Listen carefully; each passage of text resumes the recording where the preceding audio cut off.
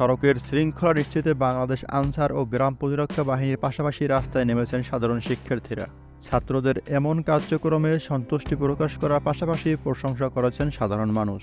তাদের কেউ কেউ স্বেচ্ছাসেবী হয়েও মাঠে নামছেন, আবার কেউ তাদেরকে পানি, জুস, ফাস্টফুড, ফলমূল কিংবা দামি কোনো খাবার দিয়ে আপ্যায়ন করছেন।